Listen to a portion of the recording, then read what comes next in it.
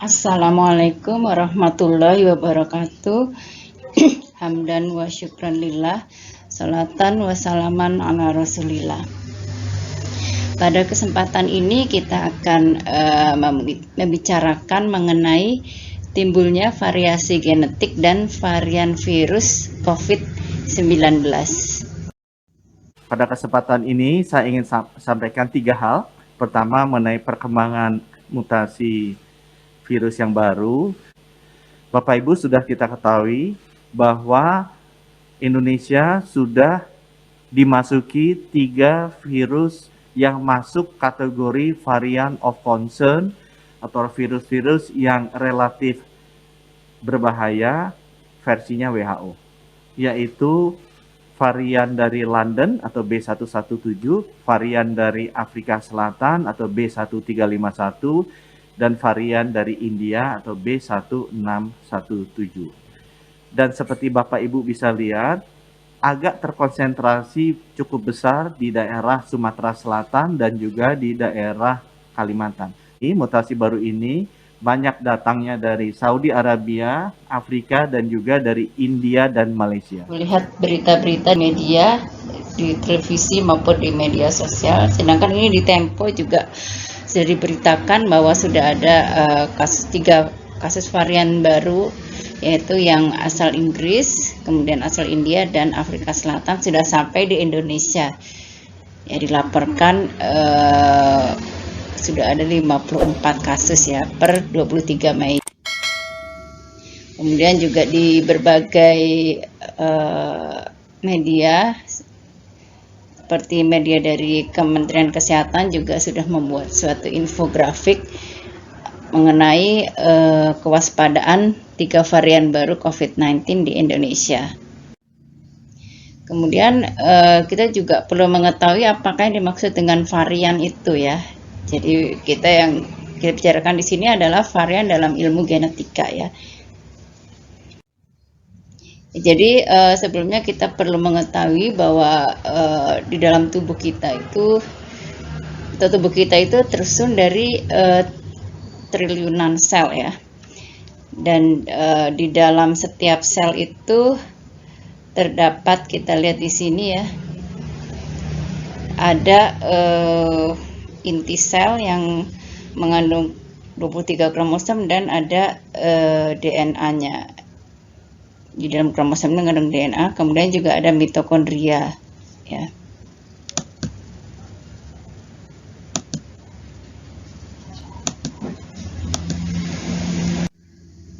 Nah, kita lihat di sini bahwa tubuh manusia itu mengandung kira-kira 100 triliun sel atau tersusun ya. Jadi tubuh manusia itu tersusun dari 100 triliun sel. Jadi tidak tahu tuh ya nolnya berapa. Kemudian di dalam setiap sel itu ada namanya inti sel ya. Jadi ada intinya, yang di dalam inti ini mengandung 23 pasang kromosom. Sudah saya jelaskan di video saya sebelumnya mengenai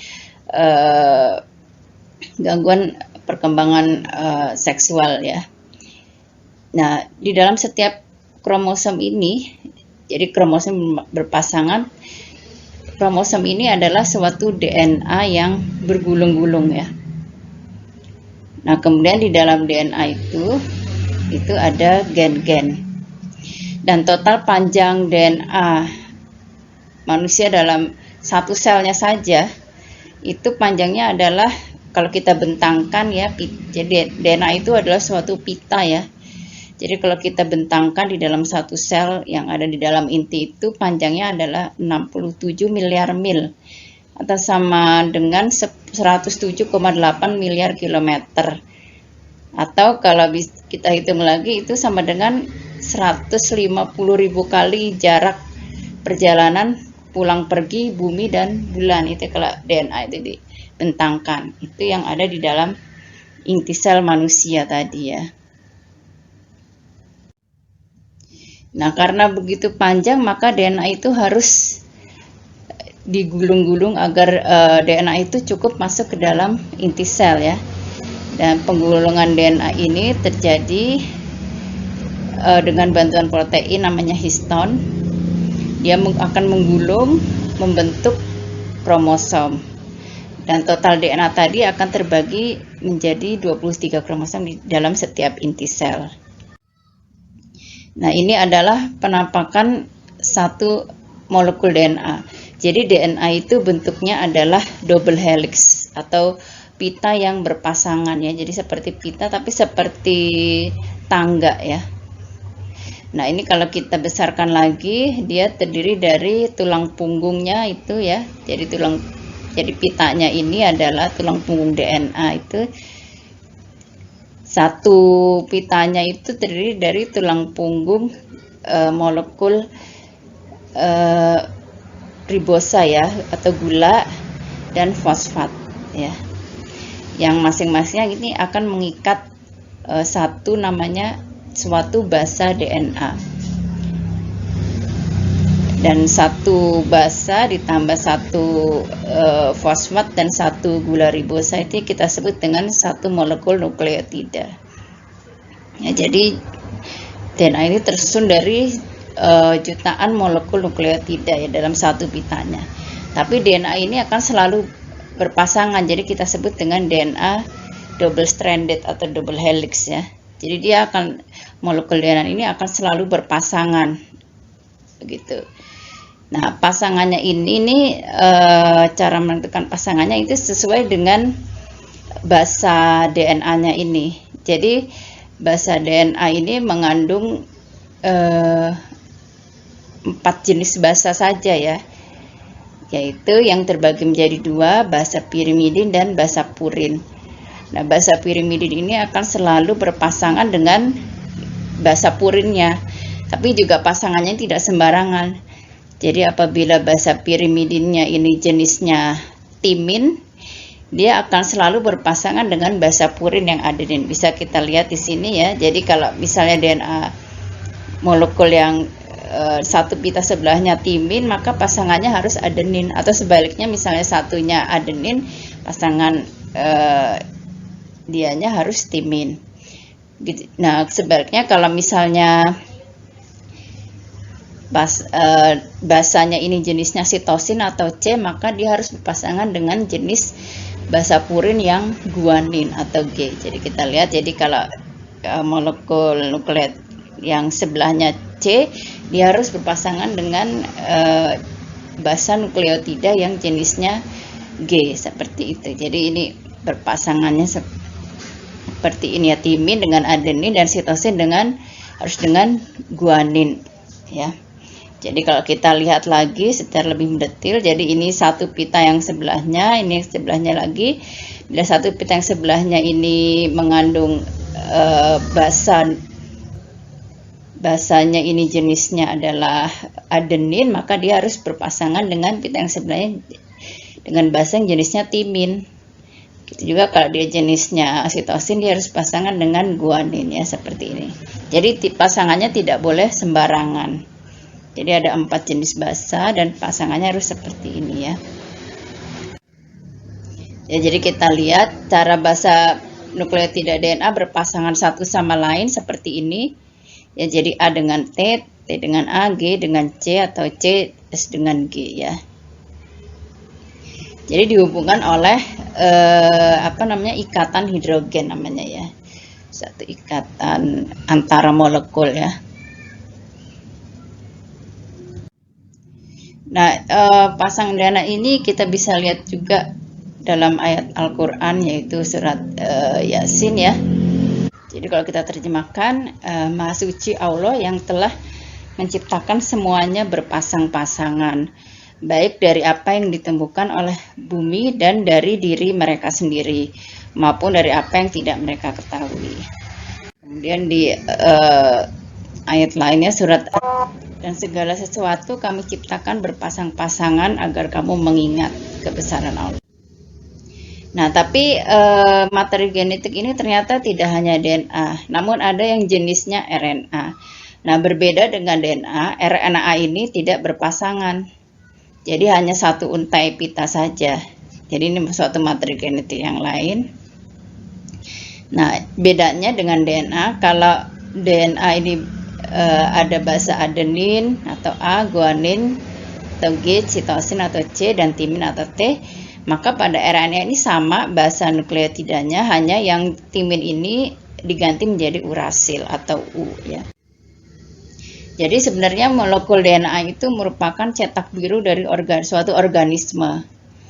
Dan di dalam satu sel manusia itu ada 3 miliar pasang basa DNA tadi yang berpasangan, yang terbagi ke dalam 23 pasang kromosom ya. Nah, satu kromosom manusia yang terpendek ini jumlahnya 50 juta nukleotida, dan satu kromosom manusia yang panjangnya 250 juta nukleotida. Jadi, dan dalam satu molekul DNA yang panjang tadi itu terdiri dari banyak gen.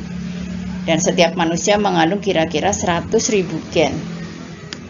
Dan gen-gen ini akan mengkode molekul protein yang dibutuhkan oleh tubuh suatu makhluk hidup atau organisme. Nah, jadi kita lihat ini anatomi gen. Jadi ini kan suatu pita DNA yang double helix tadi. Ini sebenarnya terbagi menjadi yang namanya ekson dan intron ya. Jadi ada regio atau daerah ekson dan intron. Nah, ekson ini adalah bagian yang bisa mengkode protein, ya, materi yang dibutuhkan untuk tubuh suatu organisme berfungsi ya. Jadi ekson mengkode protein, sedangkan yang intron ini dia tidak mengkode protein. Namun banyak yang menemukan bahwa intron ini ternyata ada fungsi lain ya, untuk membantu pengkodean protein juga, tapi dia tidak mengkode protein. Jadi nanti saat dikode ini akan dipotong, intronnya dibuang, yang ekson akan bergabung seperti itu ya. Nah, DNA tadi itu akan memperbanyak dirinya ya, atau disebut dengan replikasi saat sel tubuh kita itu membelah ya. Nah, kemudian DNA juga akan dikode, tadi yang basa-basa ini akan dikode menjadi protein, disebut dengan transkripsi dan translasi saat dibutuhkan oleh tubuh kita. Nah, ini jadi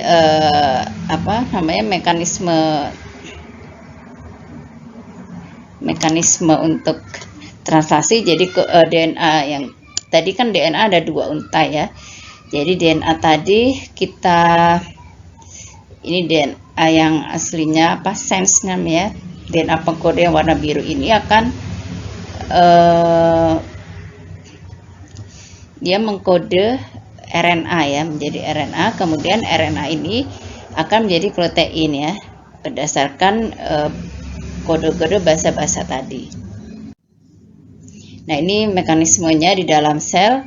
Jadi tadi DNA yang terdiri dari ekson dan intron tadi ya, itu akan ditranskripsi ya, atau akan diterjemahkan ke dalam namanya molekul RNA. Jadi DNA akan jadi molekul RNA. Ini masih mengandung ekson dan intron tadi. Nah, kemudian yang setelah itu dilakukan namanya proses splicing, yang bagian intron yang tidak mengkode protein akan dibuang. Jadi yang tinggal hanyalah yang mengkode protein atau ekson. Nah, kemudian dikeluarkan dari inti sel. Jadi ini inti sel, RNA keluar dari inti sel, kemudian dia akan diterjemahkan menjadi rantai asam amino yang akhirnya melipat diri menjadi protein. Nah, ini proses mesinnya ya. Jadi setelah RNA tadi sudah dikode atau terjemahkan dari DNA tadi, dia akan ke mesin ya. Nah, mesin ini masih di dalam sel, namanya ribosom ya. Dia akan menuju ribosom untuk dikode menjadi rangkaian protein ya, dengan bantuan RNA yang lain yang membawa asam amino sesuai dengan kode kodonnya tadi ya. Jadi ini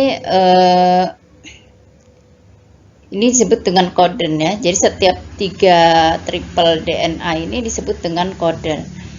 Jadi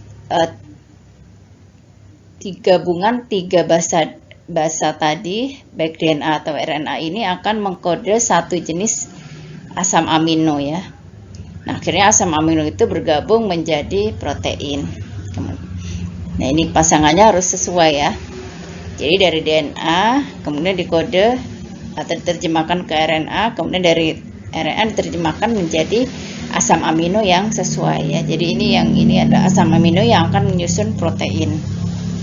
Jadi satu asam amino dikode oleh satu kodon.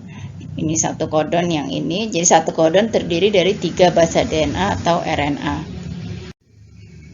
Nah, ini dari 3, karena satu asam amino ini dikode oleh 3 basa DNA atau RNA tadi ya, maka akan menghasilkan 64 kombinasi kodon mRNA tadi ya. Jadi karena dari hasil pasangannya ini yang menghasilkan kombinasi kodon mRNA seperti ini. Namun meskipun kombinasinya ada 64, namun ini hanya menghasilkan 20 macam asam amino di dalam tubuh manusia ya, karena ada beberapa kombinasi kodon yang menghasilkan satu asam amino yang sama ya, seperti ini ya. Jadi misalnya kalau basa pertamanya A, basa keduanya U, basa ketiganya U, ini isoleusin ya, ile atau isoleusin. Kemudian juga kalau misalnya basa pertama A, basa kedua U, basa ketiga C, ini juga sama, asam aminonya isoleusin. Juga misalnya basa pertama A, basa kedua C, basa ketiga C, maka ini akan menghasilkan treonin ya. Begitu juga kalau misalnya basa pertamanya A, kedua C, tapi basa ketiganya berbeda, ini juga akan menghasilkan sama-sama treonin. Jadi hanya menghasilkan 20 macam asam amino dari kombinasi ini. Nah, setelah tadi dikode menjadi protein ya, si kodon tadi kode menjadi asam amino, kemudian asam amino akan merangkai diri ya. Ini asam amino tadi merangkai diri ya menjadi satu untai panjang, namanya struktur primer dari protein ya. Nah, kemudian struktur primer dari protein ini akan membentuk struktur sekunder ya. Nah, struktur sekunder ini bisa alpha helix atau pita beta ya. Jadi bentuknya macam-macam, seperti helix atau pita biasa. Nah, dari struktur sekunder dia akan menjadi struktur tersier yang akan melipat-lipat ya. Jadi bentuk 3 dimensi. Kemudian dari struktur tersier protein ini akan membentuk struktur kuartener ya. Nah, jadi struktur kuartener ini biasanya gabungan dari 2 struktur tersier ya, 2 atau lebih ya struktur tersier. Nah, dari struktur kuartener inilah yang menghasilkan protein yang bisa berfungsi untuk kegiatan tubuh kita ya, fungsi sel tubuh kita. Nah, sedangkan bagaimana dengan struktur virus itu sendiri? Yang tadi saya terangkan adalah sel pada manusia secara umum ya, atau organisme lain secara umum. Nah, virus sendiri kita lihat ini ukurannya sangat kecil ya dibandingkan dengan manusia. Kalau misalnya manusia ini kita lihat ukurannya dalam meter, maka virus ini hanya bisa dilihat dengan mikroskop elektron ya. Ukurannya misalnya contohnya virus flu ini ukurannya hanya 100 nanometer. Jadi kalau kita bandingkan dari 1 meter ke milimeter saja, ke 1 milimeter saja sudah sangat kecil ya, 1 milimeter. Kemudian di bawahnya milimeter adalah mikrometer, ini dibagi 1000 lagi. Kemudian kalau dibagi 1000 lagi, mikrometer akan menjadi nanometer. Nah, ukurannya virus ini adalah 100 nanometer. Rata-rata dalam sekian ya ukurannya. Nah, kemudian virus ini juga bermacam-macam jenisnya ya. Bisa kita bagi berdasarkan bentuk-bentuknya. Ya, misalnya ada yang bentuknya seperti ini ya. Kita lihat bentuknya bermacam-macam. Ada juga yang kita bagi berdasarkan jenis materi genetiknya. Jadi berdasarkan materi genetiknya ada virus yang namanya virus DNA, ada yang namanya virus RNA. Ya, jadi sesuai dengan bahasan kita sekarang yang kita bahas, karena kita membahas COVID-19, maka kita lihat bahwa COVID-19 ini adalah termasuk virus yang jenisnya coronavirus ya. Nah, dia memiliki dia termasuk tergolong ke dalam virus RNA karena dia memiliki materi genetiknya hanya RNA saja, bukan DNA. Jadi kalau kita lihat ini struktur virus COVID-19 seperti ini ya, ini ada spike yang namanya ini protein ya. Spike ini glicoprotein, ini yang biasanya menempel ke sel lain ya. Kemudian ada envelope ya di membran virusnya. Kemudian ada membran protein membran. Ada esterase agglutinin. Kemudian ada nukleoprotein, jadi protein yang ada di RNA. Jadi di dalam virus ini ada materi genetik RNA ya. Nah ini dari kalau kita bentangkan dari satu virus COVID-19 tadi, nah ini RNA-nya terbagi menjadi segmen-segmen ya, yang tadi mengandung basa-basa tadi ya. Nah kalau ada yang segmennya ini bertugas untuk mengkode protein-protein yang berfungsi untuk perbanyakan virus. Namun ada segmen yang fungsinya untuk mengkode protein struktur virus seperti mengkode spike tadi ya yang tajam-tajam ini, ada yang mengkode envelope-nya, ada yang mengkode membran, ada yang mengkode nukleoprotein. Kemudian ini mekanisme bagaimana virusnya masuk ke dalam sel manusia ya atau sel lain secara umum ya. Jadi spike yang ada di virus COVID-19 ini akan berikatan dengan namanya reseptor ACE2, angiotensin converting enzyme ya. Dia berikatan dengan ACE2. Nah, biasanya reseptor ACE2 ini disebutkan banyak ada di sel paru-paru dan usus ya. Nah, dia setelah menempel dia baru bisa masuk ke dalam sel ya. Kemudian setelah masuk ke dalam sel, ini RNA virusnya ini akan keluar ya, membran selnya akan lisis dan materi genetiknya akan keluar.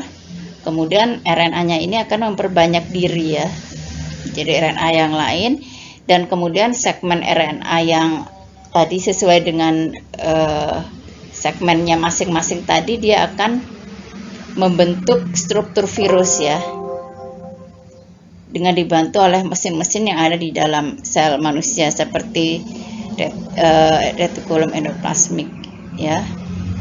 Kemudian setelah dikode ya, jadi RNA yang ada virus tadi itu akan dikode menjadi protein spike, protein membran, envelope, kemudian nukleokapsid dan bagian-bagian virus yang lainnya. Nah, kemudian setelah itu dia akan menjadi virus yang baru dan akhirnya akan dikeluarkan dari dalam sel.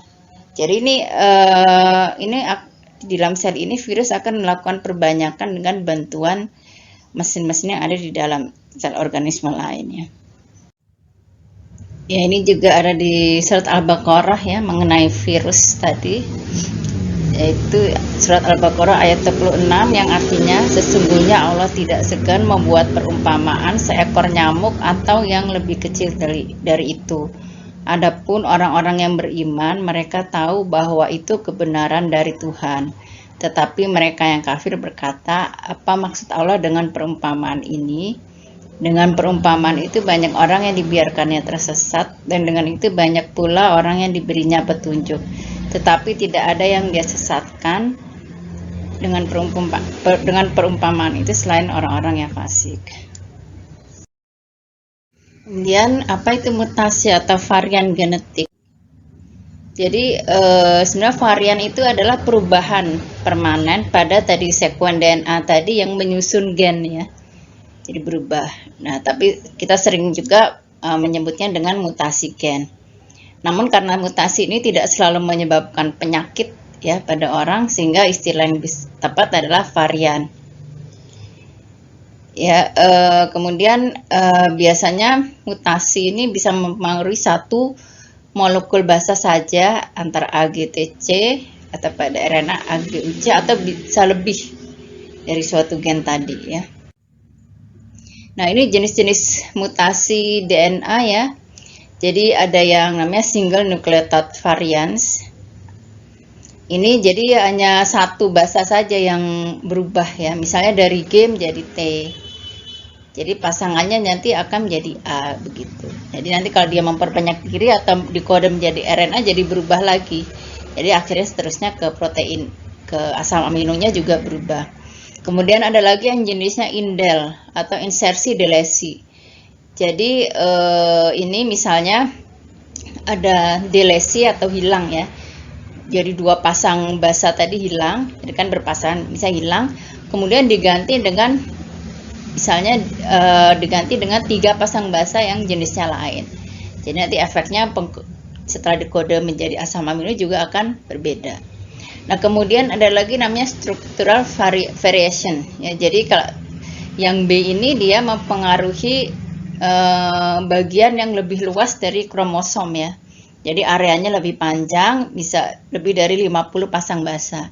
Nah, ini juga ada yang jenisnya delesi. Jadi delesinya tidak hanya satu pasang basa saja, tapi dia bisa delesi atau hilang ya. Jadi beberapa satu serangkaian besar pasang basa ini hilang. Area ini hilang, area dari kromosom ini hilang. Nah, akhirnya kromosom menjadi lebih pendek. Nah, efeknya juga jadi ke pengkodean protein. Kemudian ada lagi yang modelnya inversi. Jadi bacaannya itu jadi terbalik ya. Misalnya urutannya jadi terbalik seperti itu ya. Kemudian ada lagi yang jenisnya duplikasi. Jadi dia tidak hilang tapi mungkin dia menduplikasi pasangan basa dari satu area tertentu menjadi 2 gitu misalnya. Kemudian ada lagi jenisnya insersi. Jadi dia di kromosom itu terselip dari beberapa pasangan basa yang lain ya. Biasanya dari kromosom lain ya. Jadi ada yang masuk ke kromosom tersebut, area yang berbeda itu. Jadi kromosomnya akan menjadi lebih panjang. Kemudian ada lagi yang jenisnya translokasi. Jadi translokasi ini biasanya antara dua kromosom ini saling bertukar ya area DNA-nya ini. Jadi dia harusnya di kromosom yang biru, misalnya dia tukar ke yang kromosom hijau. Kemudian harusnya di hijau dia bertukar ke kromosom yang biru. Jadi satu area besar bertukar. Nah, kemudian ada lagi yang kalau ini lebih rinci lagi ya. Ada juga membaginya menjadi point mutation and small deletion. Jadi point mutation itu artinya mutasi titik. Jadi hanya satu titik saja yang bermutasi ya. Berubah jadi satu titik ini wild type sequences, maksudnya ini sekuen DNA yang tidak bermutasi ya, yang normal. Kemudian apabila terjadi perubahan satu pasang basa saja, dia akan mengubah jenis asam amino yang harusnya dikode. Misalnya kalau berubah ini, dia dari phenylalanine jadi leucine. Nah, itu akan berefek ke pembentukan protein selanjutnya. Kemudian ada lagi mutasi nonsense. Ini setelah mutasi ini bukannya bisa membuat asam amino, justru menyebabkan pengkodeannya jadi stop ya. Jadi ini jadi dikodenya jadi stop. Kemudian ada lagi yang jenisnya frame shift addition. Jadi ada penambahan satu pasang basa, dia akan menggeser pengkodean yang kodon-kodon ini yang harusnya 33 ini jadi tergeser ya. Jadi akhirnya asam amino yang diterjemahkan juga jadi berubah begitu. Kemudian ada lagi yang jenisnya frame shift by deletion. Jadi ini delesi itu artinya hilang ya. Jadi misalnya satu area ini hilang, nah akhirnya bergeser juga ini kodonnya. Jadi akhirnya penerjemahan ke asam aminonya juga jadi berubah. Nah, kemudian ada lagi yang mutasinya karena ketidaknormalan kromosom, ada yang jenisnya inversi. Jadi bertukar arah ya, harusnya C baru D. Ini ABCD ini misalnya area kromosom ya, area kromosom yang besar ya, mungkin bisa dari ratusan pasang basa tadi, tidak hanya satu atau dua tapi ratusan ya. Jadi ini area ratusan pasang basa ini bertukar tempat, area CD menjadi DC. Kemudian ada juga yang namanya delesi, jadi satu area ini hilang, jadi kromosomnya akan lebih pendek. Kemudian ada lagi yang namanya balance translocation. Jadi antara dua kromosom ya, dua kromosom berbeda ini saling bertukar tapi seimbang gitu. Misalnya yang besarnya seperti ini, dia juga bertukar dengan kira-kira besarnya sama gitu. Kemudian ada juga yang namanya insertion atau insersi. Jadi misalnya dari kromosom yang satu dia masuk ke kromosom yang lain, area pasang DNA satu masuk ke atau menyelip di antara area kromosom yang lain. Ya gitu. Kalau ini perubahannya besar namanya menyebabkan kelainan kromosom ya. Nah, kemudian biasanya mutasi ini spontan ya terjadinya. Bisa terjadi saat perbanyakan DNA tadi. Jadi DNA itu saat sel membelah itu selalu memperbanyak diri. Nah, bisa saat memperbanyak diri tadi itu bisa terjadi kesalahan ya. Misalnya ini yang normal ya. Misalnya normal ini dia akan memperbanyak diri seperti ini. Yang biru tua ini kan template-nya ya. Nah, ini akan dicetak seperti ini ya, normal. Tapi kalau ada saatnya dia tidak normal gitu. Nah, saat tidak normal itu bisa terjadi karena membengkok ya tadi bahasanya. Sehingga akhirnya hasilnya juga akan jadi lebih panjang karena dia membengkok gitu. Nah, saat dia bereplikasi atau memperbanyak diri atau dikode ke RNA, dia akan jadi lebih panjang hasilnya gitu karena tadi dibengkok. Gitu. Sedangkan yang normal tetap saja segini ukurannya ya. Nah, tapi juga mutasi itu bisa juga terjadi karena efek lingkungan dari luar ya. Misalnya ini pada manusia ya. Misalnya bisa terjadi karena radiasi ya. Bisa sinar ultraviolet atau sinar X-ray, bisa juga karena zat kimia seperti asap rokok, kemudian makan makanan junk food ya, kemudian produk-produk kecantikan. Kemudian bisa juga mutasi disebabkan oleh agen infeksius, misalnya virus ini untuk kanker serviks ya, HPV, atau jadi virus Helicobacter pylori ya, yang menyebabkan gastritis. Nah, bagaimana dengan virus ya? Nah, kalau misalnya varian virus ini terjadinya misalnya COVID-19, nanti biasanya terjadi saat virus ini memperbanyak diri tadi ya. Jadi saat dia memperbanyak diri dalam sel tubuh manusia, kan dia menggunakan bahan-bahan sel tubuh manusia untuk memperbanyak dirinya sendiri. Nah, saat dia memperbanyak diri itu bisa terjadi kesalahan selama proses duplikasi RNA virus tersebut. Jadi bisa terjadi kesalahan tadi yang prosesnya seperti dijelaskan sebelumnya, disebut dengan mutasi. Nah, virus yang mengandung mutasi tadi disebut dengan varian. Nah, akhirnya karena mutasinya beda-beda, jadi kita akan menghasilkan banyak varian ya. Nah, jadi akan terbentuk strain virus yang baru ya. Setelah bermutasi ini akan terbentuk virus strain baru. Nah, strain ini adalah baik perubahan pada RNA atau perilaku dari virusnya atau sifat virus tadi. Jadi sebenarnya apa itu mutasi? Mutasi itu menyebabkan variasi pada gen ya. Dan mutasi ini bisa diwariskan atau diteruskan dari generasi ke generasi berikutnya, baik virus ataupun sel manusia. Dan biasanya kalau di manusia ini mutasi adalah dasar dari penyakit-penyakit ya. Nah, kemudian biasanya mutasi ini merupakan dasar atau asal dari variasi genetik dalam suatu populasi. Populasi itu akhirnya artinya yang sudah tersebar ya di masyarakat gitu. Nah, mutasi ini juga mendorong terjadinya evolusi karena merupakan bahan mentah untuk seleksi alam. Jadi dengan adanya mutasi ini bisa terjadi seleksi alam.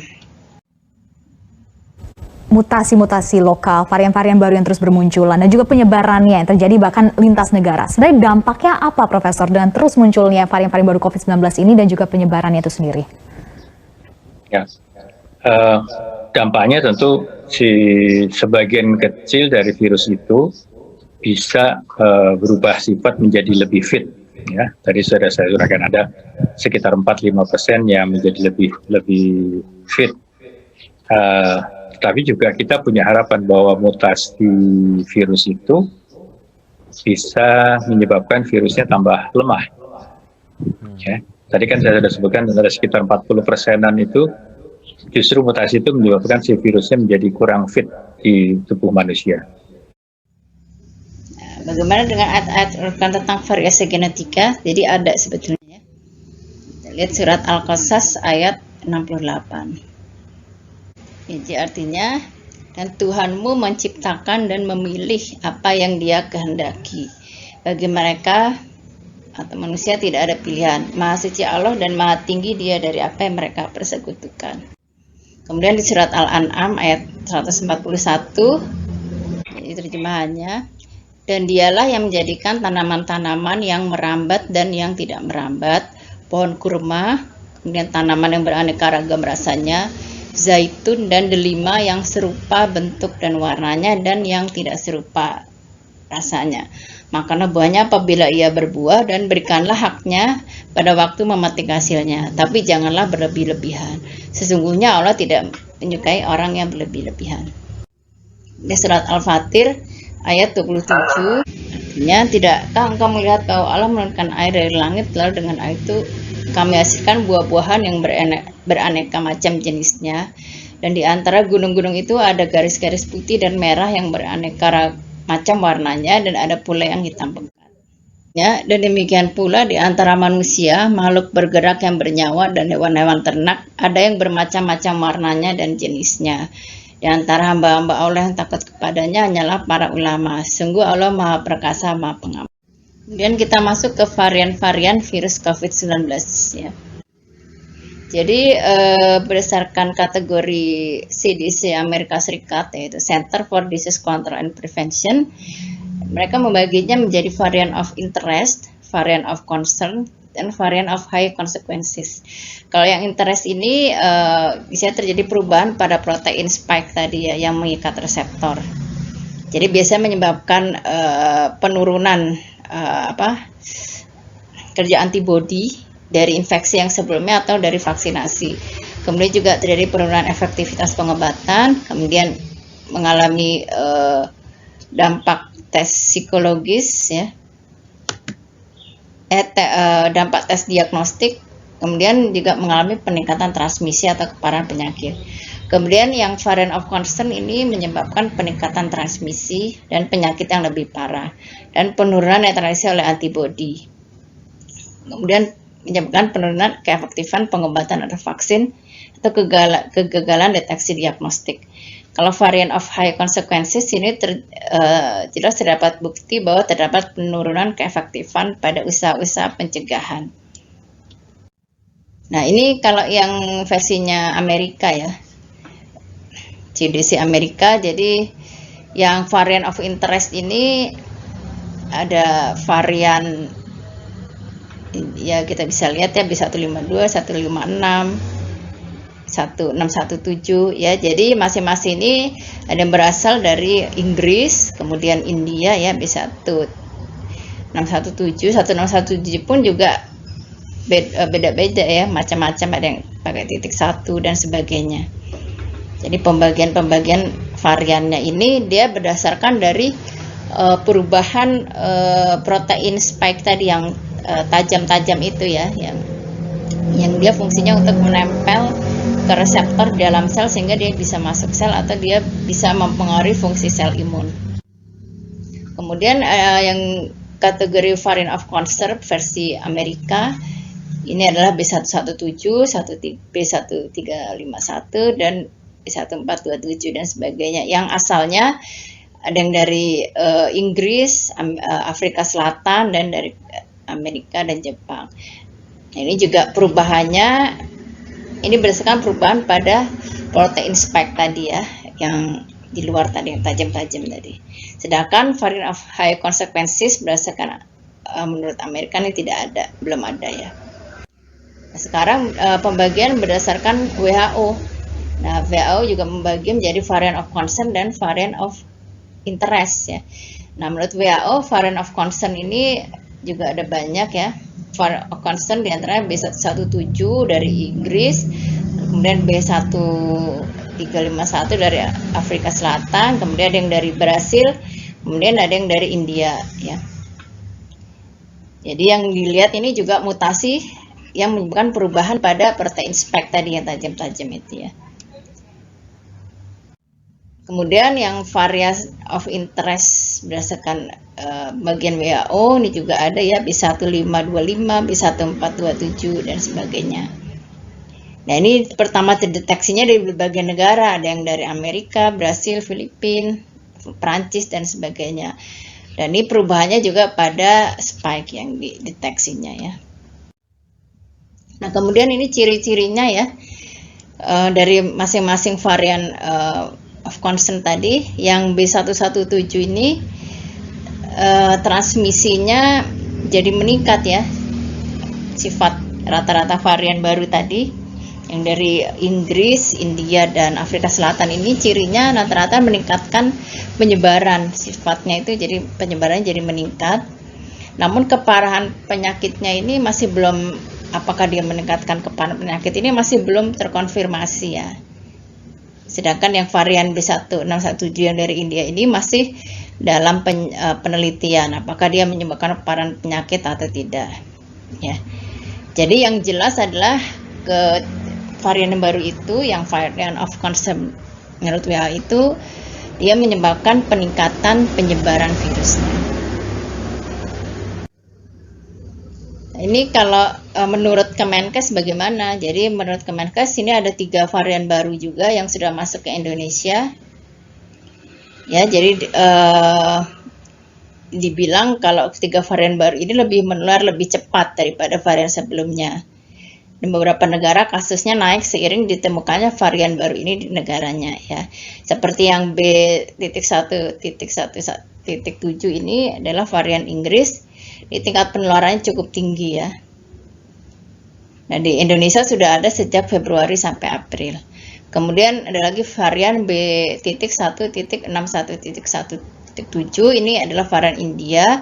Ini juga dikatakan sudah bersirkulasi di negara Asia Tenggara seperti Malaysia, Singapura dan Indonesia. Dan setiap harinya kasus varian ini terus meningkat. Juga di Malaysia peningkatan kasus ini per 2 Mei sudah mencapai 30.000 orang. Sedangkan di Indonesia baru pertama ditemukan pada tanggal 3 April. Kemudian ada lagi varian Afrika Selatan ya, B1.1.3.5.1. Nah, ini pertama kali ditemukan di Bali pada Januari 2021. Gitu ya. Nah, ada 4 varian sih sebetulnya yang dominan ada di Indonesia ya. Tadi sudah disebutkan yang B1470, kemudian ada B14662, ada lagi sebenarnya B1459 dan B11398. Nah, karakteristiknya kebetulan ya kita beruntung bahwa varian-varian yang muncul di Indonesia itu tidak memiliki sifat yang mengkhawatirkan ya. Walaupun tentu ada beberapa perubahan ya, dari virus itu, tapi tidak sampai menyebabkan varian tadi menjadi varian of concern atau varian of interest. Ya, Prof. Amin, kalau kita bandingkan dengan varian of concern yang sudah dinyatakan oleh Balitbang Kemenkes, ini kan ada 3. Ada B117 dari Inggris, kemudian B1617 dari India, dan bahkan B1351 dari Afrika Selatan yang disebut-sebut ini bisa menurunkan efikasi vaksin. Nah, kalau 14662 dan 1470 ini apakah hampir-hampir mirip juga, penularannya sama, sampai 75% seperti B117 dan bisa menurunkan efikasi vaksin juga, Prof? Sejauh ini sifat-sifat itu belum teridentifikasi di varian-varian di Indonesia.